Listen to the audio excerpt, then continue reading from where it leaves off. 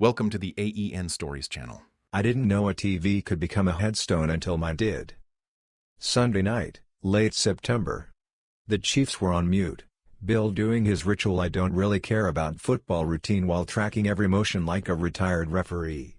Linda had a pumpkin-scented candle going, because in our house seasons didn't arrive, they were curated. Meatloaf, Ritz crackers, ketchup, nostalgia. Jack, 15 and all elbows, inhaled 2 slices and eyed a third, still in that phase where hunger is a new language he's learning to shout. We had taken those pumpkin patch photos earlier.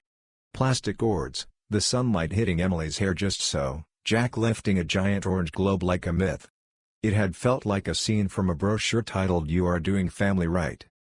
"Let me airdrop them to the TV," Emily said, standing with her phone, the blue sweater I bought her last Christmas making her eyes pop like headlights in rain. "You mean AirPlay," I said, because I like to be right about small things when the big ones are unknowable. She swiped, tapped. And then the room stopped. It wasn't silence. It was the kind of pause where sound goes to kneel in the corner. On the TV, Emily's face, too close, the kind of private closeness you're supposed to keep behind passwords and doors. A bare shoulder, a black strap I didn't recognize, the sheet like a conspiracy. Her expression, half caught, half performing, was one I knew from a dozen private nights and did not know at all. The photo stuck, then dissolved into the next, more revealing by omission than detail. And then another, captioned. A devil emoji. A name, Chris. The way it flashed up there, stupid and casual, my wife's desire tagged like a product. Emily's voice became 1,000 birds hitting a window. "No, no, oh God," she stabbed at the screen, the phone, the air, as if the gesture itself could erase. Bill stood with surprising grace for a man who makes stairs creak. He went for the remote with calm hands. "Daniel, the cord," he said. "There is no cord," I told him, feeling suddenly prehistoric. Like if we had stayed with coaxial and rabbit ears, my life would still be whole. The TV buffered shame. The photos lingered one beat too long, then slid away, leaving the Apple TV menu, rows of cheerful icons, a grid of denial. Emily turned her back to us, head bowed. I'm sorry. I didn't mean, I clicked the wrong." "Emily." Bill didn't raise his voice. He said it the way a teacher says stand up. He waited until she faced him. Then he said, "You shamed not only him, but us." Linda made a sound I'd never heard from her, like glass being set gently on a table that wasn't there. Jack shifted his chair back and stood. He didn't move toward his mother. He came to me. He didn't say anything, just set his hand on my shoulder the way he used to in crowds. I remember wanting to do something man-shaped, rip the TV off the wall, throw it through the window, kick the console, tear cables out like weeds. Instead I picked up my fork and put it down again, my hand suddenly learning a new tremor.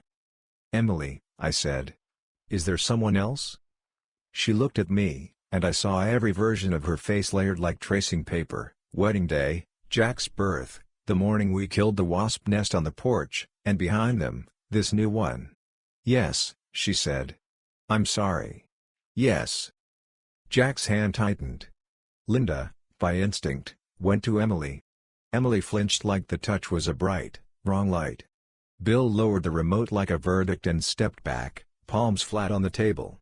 "We'll go," he said. "You need privacy." Then he looked at me, something formal and broken in his eyes. "Son."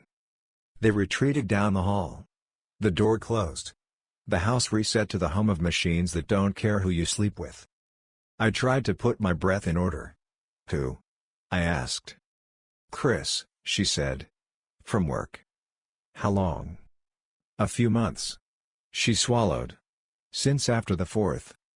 Jack's mouth twitched in something like a wince. He looked at the dark TV, then at his mother. "Why would you do that?" She didn't say any of the sentences I'd read in articles: unmet needs, loneliness, miscommunication. For a second I respected her. "Because I wanted to," she said. "It felt like I could be someone else." I didn't stop. "Do you love him?" Jack asked. "No," she said, too quickly, No. Jack dropped his hand from my shoulder and crossed his arms like he was cold. Are you going to keep doing it? No, she said. It's over. She spoke the way people speak when they think words are talismans. Sleep in the guest room, I said. We'll talk tomorrow. She nodded like a child receiving a chore. Upstairs, a door closed. The house recorded the sound. We sat. We did not finish dinner. Jack and I migrated to the couch, didn't turn on the game. He leaned against me and I held him, and sometimes that is the only thing a father can do that isn't violence or surrender. In the morning she was small and gray and asking to drive Jack to school. I'll do it, I said. I wanted him in my car, in my bubble. She left with a bag. She texted from her parents, I'm sorry. I texted nothing back. There is a silence that means we're thinking, there is a silence that means we're measuring the whole.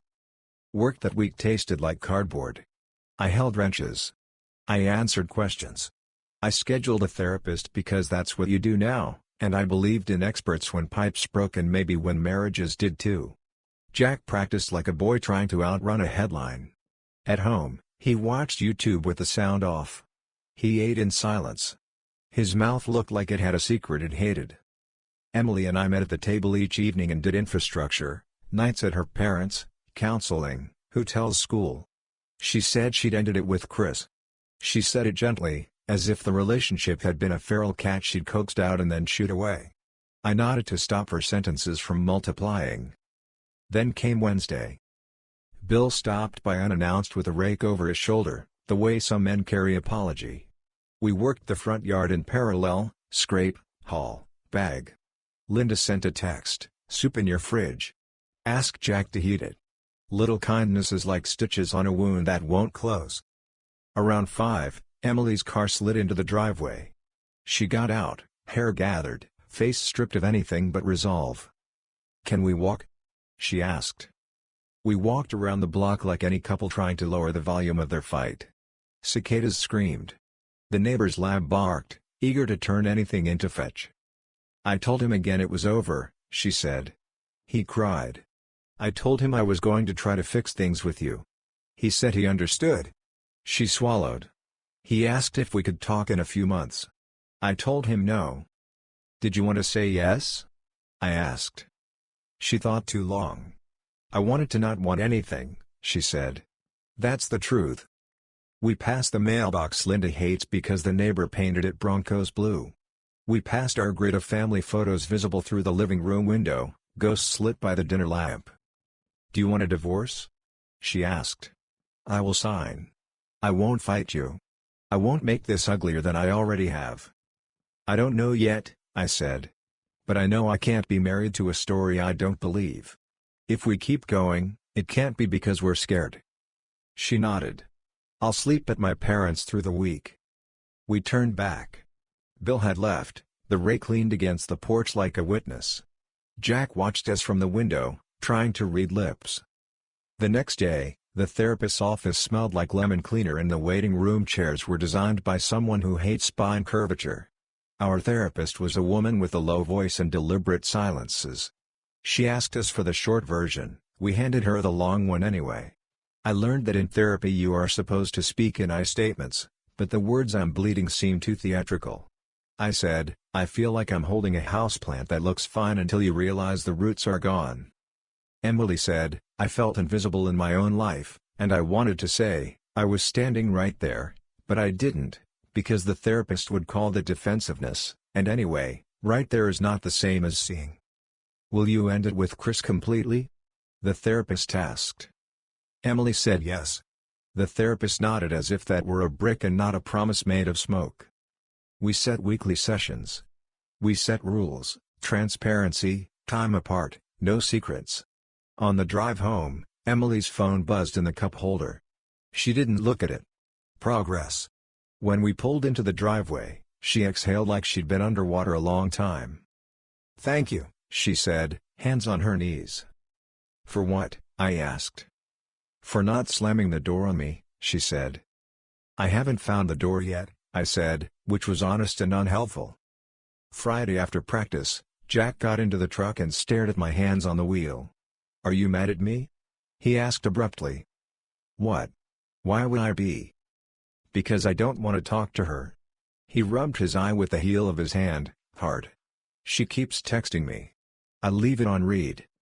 You don't have to talk to her when you don't want to, I said. That's not disloyal. It's honest. He nodded and turned his face to the window and tried not to cry until we hit the red light. Saturday afternoon was for errands we didn't need. We went to the hardware store to look at screws and forget our faces. We argued about whether chili should have beans. We said normal things like see you in 5 and where's the tape. We did these things like people who believed in rituals. At dusk, Emily came by to get winter clothes. She texted from the driveway, "Can I come in?" I wrote back, "Yes." She knocked anyway. Jack drifted downstairs and planted himself against the counter like a security guard. Emily and I went upstairs to the bedroom where so many versions of us had existed, the laughing, the tired, the angry, the indifferent. She took sweaters out of the closet and folded them into a bag as if neatness mattered. I watched her hands and thought about vows, those old, stupid, beautiful words that never anticipate iPhones. "I need to tell you something else," she said, and I felt the floor tilt. I ran into him yesterday. After therapy. He waited near the garage level. He said he wanted to say goodbye like adults. I told him that wasn't appropriate. He said he was sorry for the pain he caused. He said if you throw me out, he'll be there. She blinked hard. I told him I didn't know what would happen to us. He asked if he should wait. "You told him what?" I said. My voice did a thing I didn't recognize. "I told him he shouldn't," she said. "But I didn't say don't. I said I can't promise anything, because I can't. I don't know anything." She looked at me, and for a second I saw the person who would always take the longer, slower route away from a lie even if the truth was a cliff.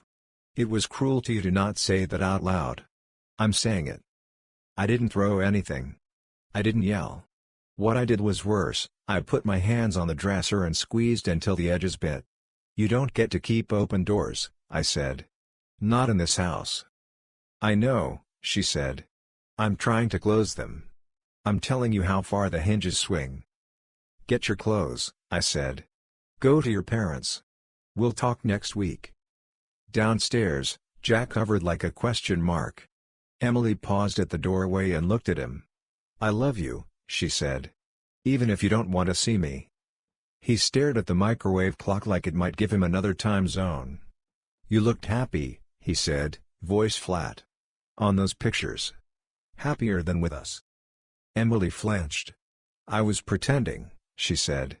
"It was a costume." "It fit," he said, and walked away. After she left, the house swelled and then settled. We ate frozen pizza, the kind that tastes like cardboard until you drown it in hot sauce. Jack went up early, saying he had homework. I loaded the dishwasher, put the knife points down because Linda would approve, and stared at the window until my reflection became a stranger. At 10 p.m. my phone buzzed. A number I didn't know. A voice, young and sheepish and brutal. "Is this Daniel?" "This is Chris." Silence. I'm sorry. I had to say it. "I'm sorry. I didn't mean for you to." "You meant everything you did," I said. I didn't raise my voice. It came out cold and precise, the way you tell a dog to sit. I care about her," he said. "I won't bother you. If you throw her out, she's not alone." "That is not your sentence to speak," I said. "Do not call this number again." "I won't," he said, and I believed him in the way you believe people who have already shattered the jar. I didn't sleep. I lay on the bed and counted the fan rotations until I could stand it again. Somewhere around 2 I went downstairs for water. The TV's black surface stared back at me like a pond.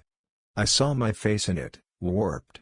I reached to turn the set on, habit, numbness, something to fill the dark, and froze.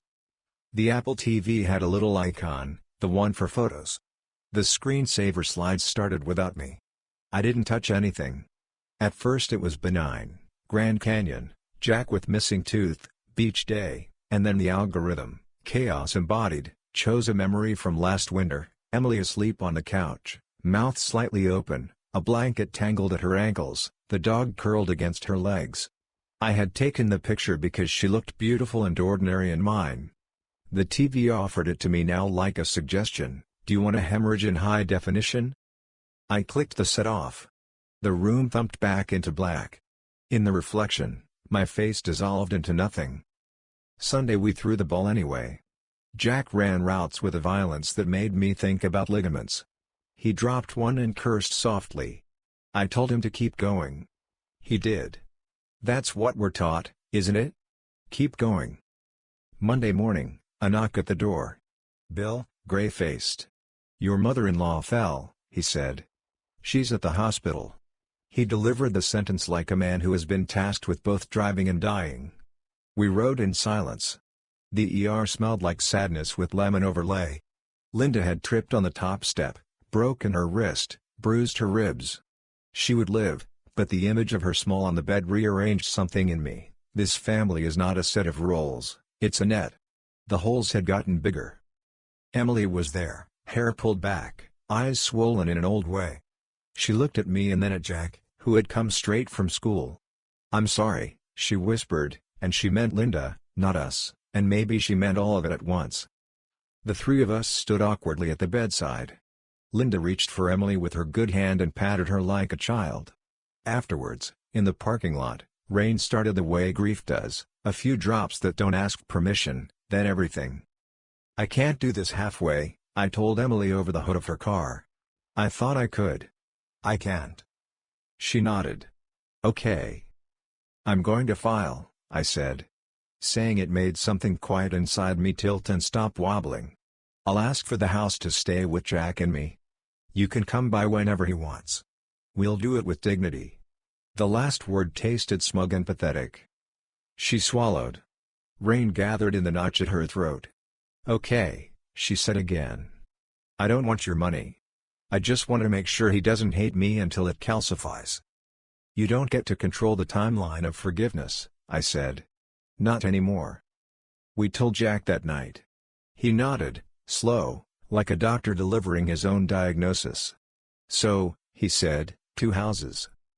For now, I said, lying in the only honest way I could. Christmas? He asked. We'll figure it out, I said. He looked at the TV, off and black. Can we get rid of that thing? He asked suddenly. Yes, I said, without thinking. Tomorrow. He smiled for the first time in a week. It looked wrong on his face.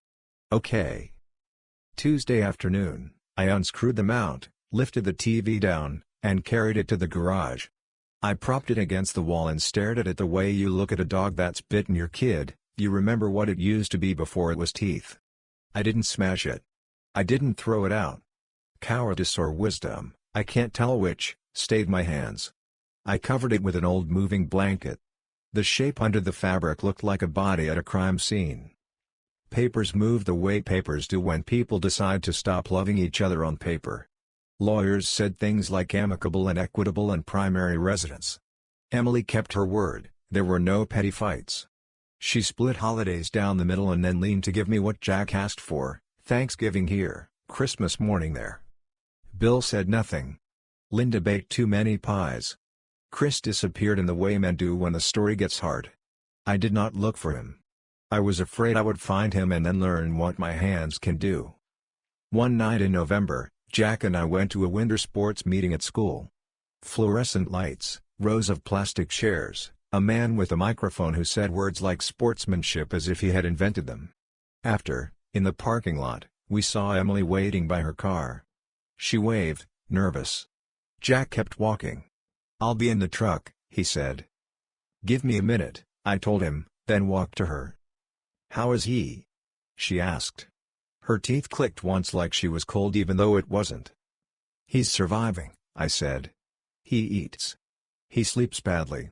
He catches the ball. I go to therapy, she said, like a tithe. I tell the truth in rooms that smell like hand sanitizer. I don't know if it matters. It matters the way brushing your teeth matters, I said. You don't not do it because you don't see results that day. She laughed, a small, shredded sound. "I miss them," she said. "You. Him. The stupid grade of photos. I miss complaining about the thermostat." "I know," I said, and walked away before the part of me that wanted to comfort her strangled the part that needed to keep breathing. The decree came in December. No confetti. Just a courier envelope with our marriage folded inside. The house became mine and Jack's. Emily rented an apartment across town with carpet that always seemed slightly damp, even dry. She bought a cheap artificial tree and put it up alone. She texted me a picture of it at 2 a.m. I didn't respond because there are messages that are not meant to be answered, they are meant to be held like ice. Christmas morning, I woke to quiet so complete it was a theft. Jack had chosen to sleep at his mom's Christmas Eve. He wanted the old rhythm, her cocoa, her movies, her insistence on matching pajamas. He would come by for lunch, he'd said, and we would do the rest. I lay in my bed and stared at the ceiling and realized I had not slept in a house without Emily on Christmas in 15 years. The air tasted like pennies. Around 10, a message buzzed. From Emily. Video. My thumb hovered and then I pressed. The clip opened on her apartment living room, the cheap tree lit, a small mountain of gifts with careful bows. Emily said, softly, "He's still sleeping." I made cinnamon rolls. The camera panned. The TV in her place, smaller, perched on an IKEA thing, reflected light. She laughed, gentle and sad, at something I couldn't see. Then the screen flickered, the AirPlay symbol appeared. "Hey," she said quickly on the video, to someone off camera, her voice pitching up. "No, don't, the settings, it's, the image cut." I watched it twice and then once more. My mouth filled with that metallic taste, the taste of an old panic hitting new walls. I texted, "Everything okay?" She wrote back after a minute. "Yes. Sorry. Wrong button. Old habits." I stared at the phone and saw 1,000 futures. In some, she learned. In some, she didn't. In all of them, the scar stayed. At noon, Jack didn't come. 1 p.m. I called. No answer. 2 p.m. A text, "Sorry. Staying here. We'll come by later." Later never happened. At 7, Emily texted, "He fell asleep here. Long day. I'll bring him in the morning." I typed and erased a dozen sentences. At last I wrote, "Okay." I sat at the table, a plate of potatoes getting cold in front of the chair that said Dad. The house hummed. The covered TV in the garage was a shape in my head. I got up, walked out there in my socks, and pulled the blanket back like a corner. The screen was dark, reflective. I plugged it into the outlet, just to see if it still had a pulse. It did. The Apple logo bloomed. Then the cheerful menu. Then the photos icon offered its bait, "Memories made for you." I clicked. A montage began, algorithmic kindness, Jack at 5 in a cape, Emily laughing under a sprinkler, me grilling and burning the first batch because I always do, the Grand Canyon. A song, that generic, earnest, royalty-free swell, played. For a second, I was just a man watching his life. Then the machine, drunk on dates and metadata, reached for December, for now. The last image was a still from a video, a small apartment tree, a TV reflecting light, Emily's hand reaching toward the screen. The montage ended on her hand, the pause point like a hand raised for a vow. I turned it off. The garage went back to night. I leaned the TV against the wall again, covered it, carefully, like a body, and stood there so long my legs started to shake. I wish I could tell you that in January a clean wind came through the house and took the heaviness with it. I wish I could tell you that Jack sprung back like a teenager is supposed to, that he decided the best revenge is living well and set about doing it. He didn't. He did his homework and avoided eye contact and stopped leaving his door open. He went to her apartment on Tuesdays and every other weekend, and sometimes he stayed longer, because the couch there was new and the guilt there was old and you can sleep in either. I became good at small talk about nothing. I nodded at men in aisles. I handled thermostats and compressors and things that can be fixed with parts. I went to therapy and was patient for an hour at a time and then came home and stared at walls. I learned the sound of an empty house breathing. Spring came. The maple threw out young leaves with no sense of decorum. On a Sunday in April, Jack and I threw the ball like always. His routes were sharp. He dropped one and didn't swear. He jogged it back to me and said, catching his breath, "I'm going to live with Mom for a while. Just to not switch all the time." He studied the lace of the football so he didn't have to see my face. "For a while," I repeated. "Yeah," he said. "Just a while."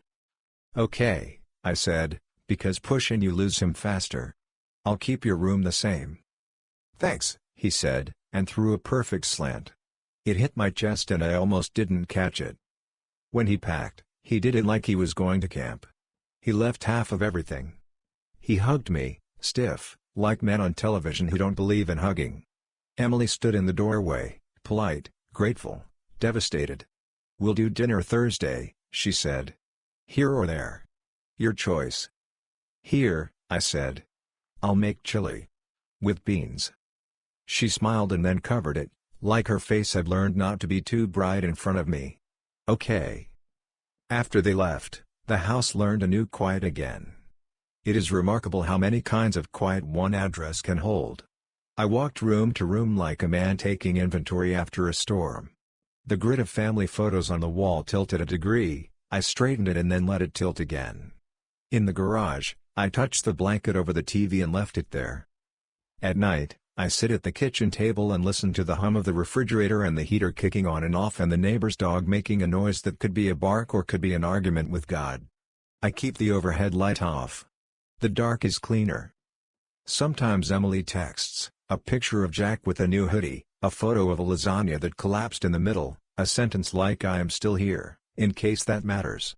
Sometimes I write back. Sometimes I don't. Bill comes by and rakes and does not talk about blame anymore.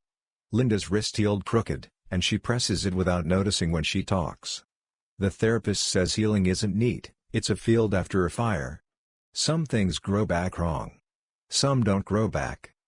You expect me to tell you I found meaning. You expect the pivot, the lesson, the river crossed. I won't lie. The lesson is this: one wrong button did not break us. It just showed us how broken we already were and gave us evidence we couldn't ignore. The TV did not kill my marriage. It held the mirror steady while we did it. Most nights, the TV stays in the garage under its blanket, a shape I live with. On the nights I can't stand the quiet, I pull the blanket back and turn it on and let the default screensaver roll, those anonymous shores and aerial shots of cities I will not visit, water moving without effort, traffic flowing with logic the human heart refuses. I do not click on photos. I do not ask the machine to show me my life. I sit in the dark with the glow on my face, and in the reflection on the glass I am a ghost in my own house, a man who can describe the evening the world broke in incredible, microscopic detail and cannot tell you how to fix the morning after. The house hums. The maple outside claws at the window. Somewhere, my son sleeps in a room across town, my ex-wife breathing in a steady count. Here, the heater kicks on. The air warms. The light from the screen pulses on-off, like a slow, indifferent heartbeat. Thank you for listening my story. If you want more raw, real, and gripping stories like this one, subscribe to the A.E.N. Stories channel. Your support keeps these stories alive.